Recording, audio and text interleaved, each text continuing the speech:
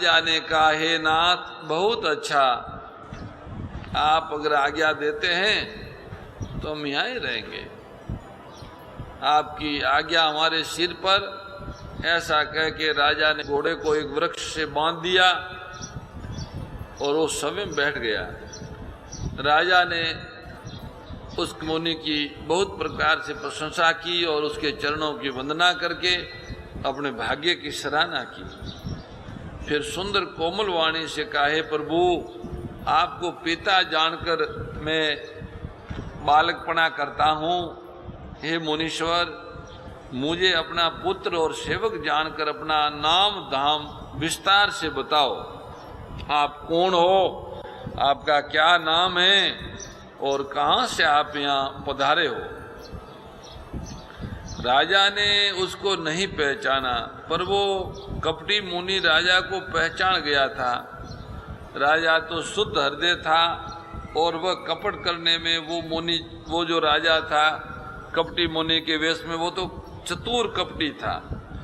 एक तो वो वैरी, फिर जाति का छत्री, फिर राजा, वो सल बल से अपना काम बनाना चाहता था। बैरी पुनि छत्री पुनि राजा, सल बल की नहीं चही निज काजा। समझी राज सुख दुखित अराती, अवा अनल इव सुल गई साती। वो शत्रु अपने राज्य सुख को समझ करके, याद करके दुखी था।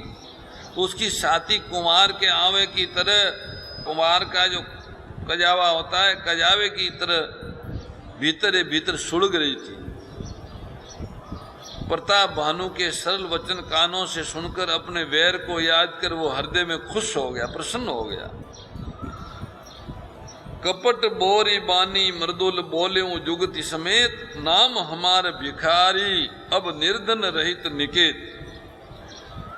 वो राजा कपटी मुनि के वेश में, वो राजा बोला, वह कपट में डूबो कर बड़ी युक्ति के साथ कोमल वाणी बोला, अब हमारा नाम भिखारी है क्योंकि हम निर्धन और घर द्वार हीन हैं। राजा प्रताप भानु ने कहा, जो आपके सदृश विज्ञान के विधान और सर्वथा अभिमान रहित होते हैं, जो बड़े लोग होते हैं वो अभिमान रहित होते हैं, वे अपने स्वरूप को सदा छिपाए रहते हैं, क्योंकि कुवेश बनाकर रहने में ही सब तरह का कल्याण है। प्रगट संत वेश में मान होने की संभावना है और मान से गिरने की संभावना है। इसी से तो संत और वेद पुकार कर कहते हैं कि परम अंकिंचन सर्वथा अहंकार ममता और मान रहित ही भगवान को प्रिय लगते हैं। तहि ते कही संत श्रुति तेरे, परम अंकिंचन प्रिय हरि के रे। आप श्री के निर्धन भिखारी और गृहहीनों को देखकर भगवान ब्रह्मा जी और भगवान शिव जी को भी संदेह हो जाता है कि वे वास्तव में संत है या भिखारी है। आप जो हो सो हो, जो कोई भी हो, मैं आपके चरणों में नमस्कार करता हूँ। हे स्वामी, अब मुझ पर कृपा कीजिए। अपने ऊपर राजा की स्वाभाविक प्रीति और अपने विषय में उसका अधिक विश्वास देखकर वो कपटी मुनि इस प्रकार से राजा को अपने वश में करके अधिक स्नेह दिखाता हुआ तपस्वी बोला, हे राजन सुनो, मैं तुमसे सत्य वचन कहता हूँ, मुझे यहाँ रहते रहते बहुत समय बीत गया है। अब लगी मोयन मिल्यों को, मैं न जनावों काऊ, लोक मान्यता अनल सम कर तप कानन दाऊ।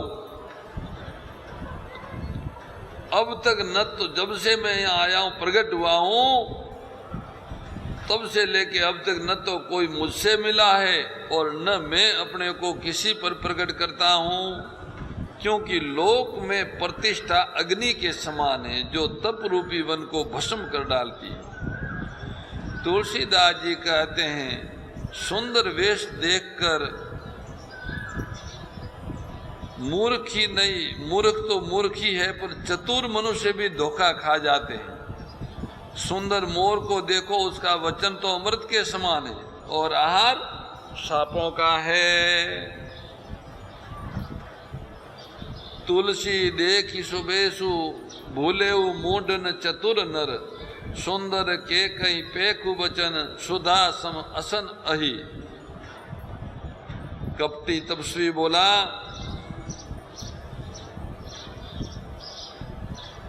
मैं यहाँ अकेला रहता हूँ, जगत से सिपके रहता हूँ, श्री हरि को छोड़कर किसी से कुछ भी मेरा प्रयोजन नहीं है। प्रभु तो बिना जनाए सब जानते हैं, फिर कहो संसार को रिझाने से क्या मतलब है। तुम पवित्र और सुंदर बुद्धि वाले हो, इससे मुझे बहुत प्यारे हो और तुम्हारी भी मुझ पर प्रीति और विश्वास है। हे तात, अब यदि मैं तुमसे कुछ छिपाता हूँ तो मुझे बहुत ही भयानक दोष लगता है। जैसे जैसे वो कपटी तपस्वी उदासीनता की बातें कहता था, ऐसे ऐसे राजा प्रताप भानु को विश्वास उत्पन्न होता जाता था। जब उस बगुले की तरह ध्यान लगाने वाले कपटी मुनि ने राजा को कर्म, मन और वचन से अपने वश में जाना, तब वो बोला, हे भाई, हमारा नाम एक तनु है, एक तनु, नाम हमार एक तनु भाई। ये सुनकर राजा ने फिर सिर नवाकर कहा, मुझे अपना अत्यंत सेवक जानकर अपने नाम का अर्थ समझा कर कहिए, इसका अर्थ क्या है एक तनु का।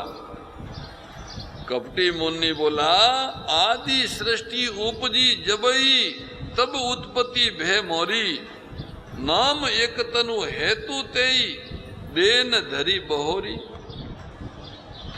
जब से सबसे पहले सृष्टि उत्पन्न हुई थी, तभी हमारी उत्पत्ति हुई, तब से हमने फिर दूसरा शरीर धारण नहीं किया, इसलिए हमारा नाम एक तनु है।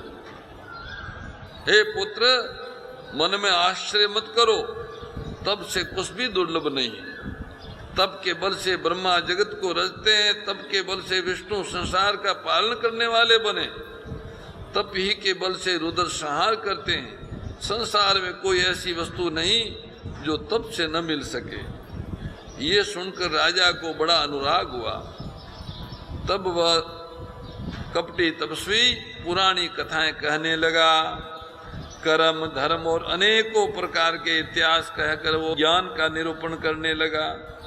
सृष्टि की उत्पत्ति, पालन, स्थिति और संहार की अपार आश्चर्य भरी कथाएं उसने विस्तार से सुनाई। राजा सुनकर उस तपस्वी के वश में हो गया। तब वह उसे अपना नाम बताने लगा। तपस्वी ने कहा, हे राजन, मैं तुमको जानता हूँ, तुमने कपट किया वो मुझे अच्छा लगा। मुझे पता है तुम प्रताप भानु राजाए हो। हे राजा, सुनो, ऐसी नीति है, राजा लोग जहाँ तहाँ अपना नाम रूप प्रकट नहीं करते हैं। तुम्हारी वही चतुराई समझकर तुम पर मेरा बड़ा प्रेम हो गया। तुम्हारा नाम प्रताप भानु है, तुम्हारे पिताजी का नाम सत्यकेतु था।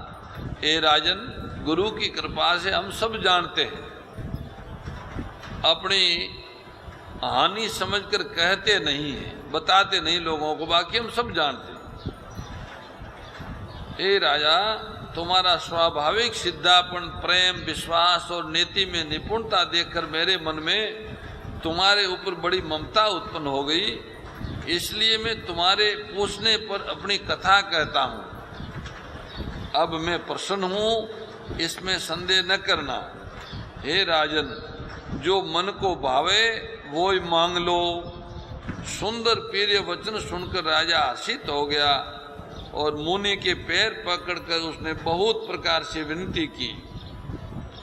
हे दयासागर मुनि, आपके दर्शन से चारों पदार्थ मिले मेरी मुट्ठी में आ गए, तो भी स्वामी को प्रसन्न देखकर मैं ये दुर्लभ वर मांगकर क्यों न शोक रहित हो जाऊं। जरा मरण दुख रहित तनु समर जिते जनि को, एक सतर रिपुहीन मई राज कल्प सत हो। मेरा शरीर वृद्धावस्था मृत्यों और दुख से रहित हो जाए, मुझे युद्ध में कोई जीत न सके, और पृथ्वी पर मेरा 100 कल्प तक एक सतर अकंटक राज्य हो। तपस्वी ने कहा, हे राजा ऐसा ही हो, पर एक बात कठिन है, उसे भी सुन लो। हे पृथ्वी के स्वामी, केवल ब्राह्मण कुल को छोड़ काल भी तुम्हारे चरणों पे गिरेगा। ब्राह्मण तुम्हारा नुकसान कर सकते हैं। क्यों? क्योंकि तप बल विपर सदा बरियारा, जिनके कोपन को रखवारा। तप के बल से ब्राह्मण सदा बलवान रहते हैं, उनके क्रोध से रक्षा करने वाला कोई नहीं है। हे राजा, यदि तुम ब्राह्मणों को वश में कर लो तो ब्रह्मा विष्णु और महेश भी तुम्हारे अधीन हो जाएंगे। ब्राह्मण कुल से जोर जबरदस्ती नहीं चल सकती। मैं दोनों भुजा उठाकर सत्य कहता हूँ। हे राजा सुनो, ब्राह्मणों के शाप के बिना तुम्हारा नाश किसी भी काल में कोई नहीं कर सकता। कपटी मुनि के वचनों को सुनकर राजा बड़ा प्रसन्न हुआ और कहने लगा, हे स्वामी, मेरा नाश अब नहीं होगा। हे कृपा निधान प्रभु, आपकी कृपा से मेरा सब समय कल्याण होगा। कपटी मुनि ने कहा, ऐसा ही हो। कुटिल कपटी मुनि फिर बोला, किंतु तुम मेरे मिलने तथा अपने राह भूल जाने की बात किसी से कहना नहीं। अगर कह दोगे तो हमारा दोष नहीं। हे राजन, मैं तुमको इसलिए मना करता हूं कि इस प्रसंग को कहने से तुम्हारी बड़ी हानि होगी। छठे कान में ये बात पढ़ते ही तुम्हारा नाश हो जाएगा। मेरा ये वचन सत्य जानना। हे प्रताप भानु सुनो, इस बात के प्रकट करने से अथवा ब्राह्मणों के शाप से तुम्हारा नाश होगा, और किसी उपाय से चाहे ब्रह्मा और शंकर भी मन में क्रोध करे तो भी तुम्हारा नाश नहीं हो सकता। राजा ने मुनि के चरण पकड़कर कहा, हे स्वामी, सत्य ही है। ब्राह्मण और गुरु के क्रोध से कहिए कौन रक्षा कर सकता है। यदि ब्रह्मा भी क्रोध करे तो गुरु बचा लेते हैं, पर गुरुदेव से विरोध करने पर जगत में कोई भी बचाने वाला नहीं है। यदि मैं आपके कथन के अनुसार नहीं चलूँगा तो भले ही मेरा नाश हो जाए, मुझे इसकी चिंता नहीं है। मेरा मन तो हे प्रभु केवल एक ही डर से डर रहा है कि ब्राह्मणों का शाप बड़ा भयानक होता है। वे ब्राह्मण किसी भी प्रकार से वश में हो सकते हैं क्या? कृपा करके बताइए। हे दीनदयालु मुनि, आपको छोड़कर और किसी को मैं अपना हितुर हितेशी नहीं देखता।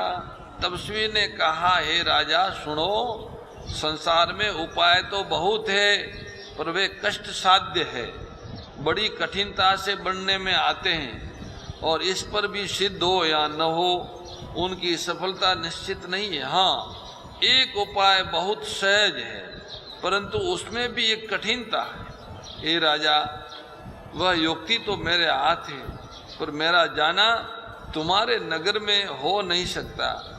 जब से पैदा हुआ हूँ तब से आज तक मैं किसी के घर अथवा गांव नहीं गया, परंतु यदि नहीं जाता हूँ तो तुम्हारा काम बिगड़ता है। आज ये बड़ा असमंजस हो गया। ये सुनकर राजा कोमल वाणी से बोले, नाथ, वेदों में ऐसी नीति कही है, बड़े लोग छोटों पर स्नेह करते हैं, पर्वत अपने सिरों पर सदा घास को धारण करके रखते हैं, अगाध समुद्र अपने मस्तक पर फैन को धारण करता है, और धरती अपने सिर पर सदा धूलि को धारण किए रहती है। ऐसा कहकर राजा ने मुनि के चरण पकड़ लिए और कहा, हे स्वामी, कृपा कीजिए, आप संत है, दीन दयालु है, हे प्रभु, मेरे लिए इतना कष्ट अवश्य सही है। पीछे पड़ गया राजा। उसको अब ब्राह्मणों के श्राप से निर्भय होना है, इसलिए पीछे पड़ गया उस मुनि के। राजा को अपने अधीन जानकर कपट में प्रवीण वो मुनि बोला, सुनो, जगत में मुझे कुछ भी दुर्लभ नहीं है, मैं तुम्हारा काम अवश्य करूंगा।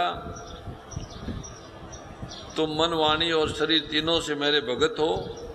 योग, युक्ति, तप और मंत्र का प्रभाव तभी फलीभूत होता है जब वह चुपके से किया जाता है। मैं यदि रसोई बनाऊं और तुम उसे परोसो और मुझे कोई जानने न पावे, तो उस अन्न को जो जो खाएगा सो तुम्हारा आज्ञाकारी बन जाएगा। यही नहीं, उस भोजन को करने वालों के घर भी जो कोई भोजन करेगा वो भी तुम्हारे आज्ञाकारी हो जाएंगे। तो तुम जाओ, ये उपाय करो, वर्ष भर भोजन कराने का संकल्प करो। 1 वर्ष तक भोजन कराएंगे ब्राह्मणों को। नित्य नए 1 लाख ब्राह्मणों को कुटुंब सहित निमंत्रित करो प्रतिदिन। मैं तुम्हारे संकल्प के काल 1 वर्ष तक प्रतिदिन भोजन बना दिया करूंगा। राजा, इस प्रकार बहुत ही थोड़े परिश्रम से सब ब्राह्मण तुम्हारे वश हो जाएंगे। रोज 1 लाख ब्राह्मण बुलाओ तुम तो, सबको वश में कर देंगे तुम्हारे। फिर वो ब्राह्मण हवन, यज्ञ और सेवा पूजा करेंगे तो उस प्रसंग संबंधी देवता भी सहज ही तुम्हारे वश हो जाएंगे। मैं एक और पहचान तुमको बताए देता हूं कि मैं इस रूप में कभी नहीं आऊंगा। मैं अपनी माया से तुम्हारे पुरोहित का रूप बनाऊंगा। तब बल से तुम्हारा जो पुरोहित है उसको यहाँ रखूंगा 1 वर्ष तक, और मैं वहां रहूंगा उसका रूप बना के। तुम्हारा काम जब पूरा हो जाएगा तब तक वहीं रहूंगा। राजा, रात बहुत हो गई है, अब तुम सो जाओ। आज से तीसरे दिन मुझसे तुम्हारी भेंट होगी। तब के बल से मैं घोड़े से ही तुमको रात में ही सोते हुए घर पहुंचा दूंगा। फिर मैं वही पुरोहित का वेश धरकर आऊंगा। जब एकांत में तुमको बुलाकर सब सारी बातें बताऊं तब मुझे पहचान लेना। राजा ने आज्ञा मानकर रात्रि शयन किया। ज्ञानी आसन पर जा बैठा। राजा थका हुआ था, उसे गहरी नींद आ गई, और वो मुनि तो कैसे सोता, उसे तो बहुत चिंता हो रही थी। उसका राज्य